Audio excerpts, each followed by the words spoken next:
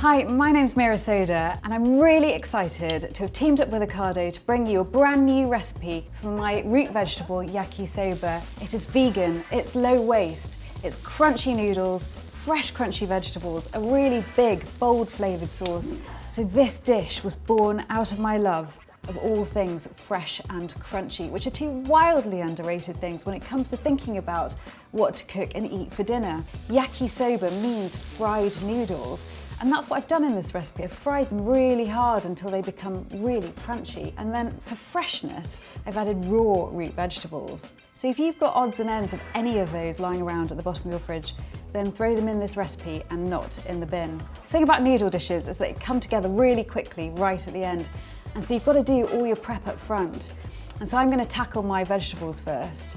I just want to cut them into nice long strips. I'm going to use this, and it's a julienne peeler. These guys are not expensive tools. It's one of my favourite things to use in the kitchen because it turns vegetables into long, gorgeous, noodly strips.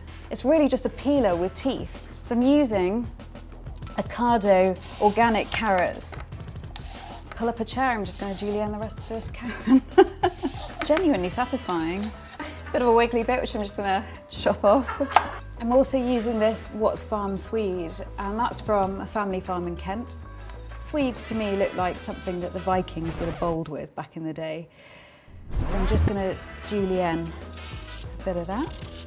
I love swede. I mean, I think it's a really underused vegetable. It tastes really buttery when it's cooked, but raw, tastes like a carrot meets a radish meets a turnip.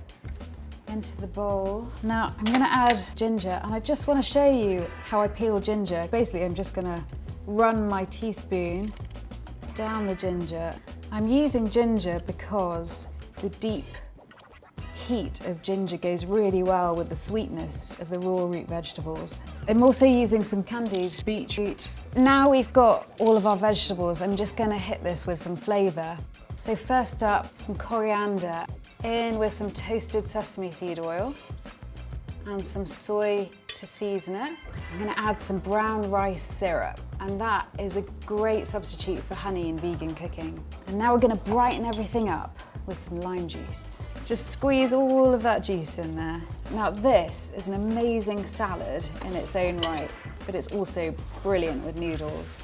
I'm going to leave this to one side so all those flavours can get to know one another. Now it's noodle time.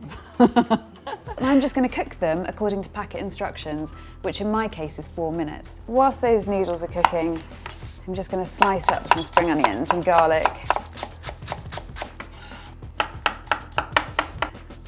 So I'm not going to prod these too much. I'm just going to try and just encourage them out of their little nests. I don't want to break them up, so I'm using a spaghetti spoon, just in a bath of hot water.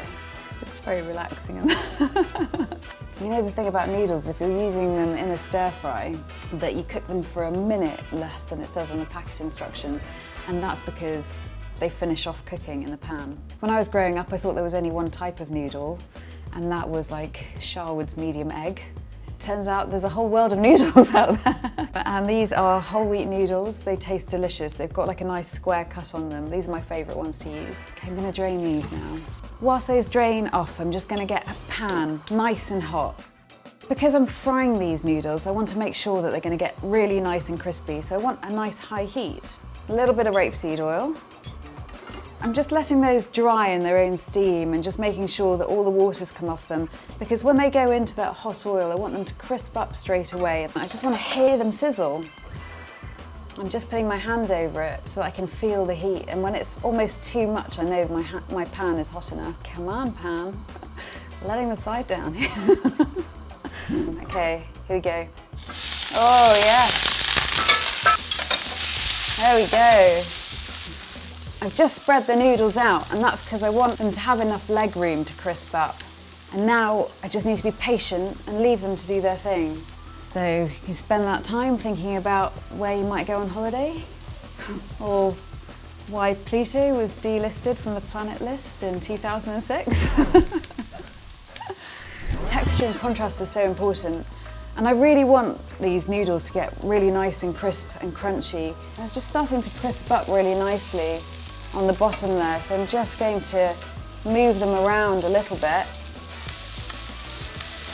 well, see that bottom bit's pretty wiggly, but the top bit is nice and crisp. And now I'm gonna add that garlic and those spring onions that I chopped. Now I'm not too worried that these guys are not mixing up just yet, because it just gives all the ingredients enough room to just cook and do their thing. Now that my spring onions are just colouring up nicely and that garlic has got some proper colour on it, so I'm just gonna add the liquid from the vegetables. It's gonna sizzle away and make a really, really nice glaze. I'm also going to add some pre-marinated tofu, which I love, so it's just been pre-marinated in a bit of soy sauce. So now that that tofu is nice and warm, I'm going in with the vegetables. And the first thing that I'm going to do is just switch off the heat now, because I want to keep that crunch. Right, we're ready to plate up. Nice bit of crisp on the top there. So I'm going to add some more crispy, crunchy goodness. So I've got some fried onions here. These are pre-fried. And then I'm gonna add some black sesame seeds. And then I'm gonna give this a really good squeeze of lime. Look at that. And that's my root vegetable Yaki Soba. It is crispy, it's fresh, it's crunchy, it's delicious. Enjoy.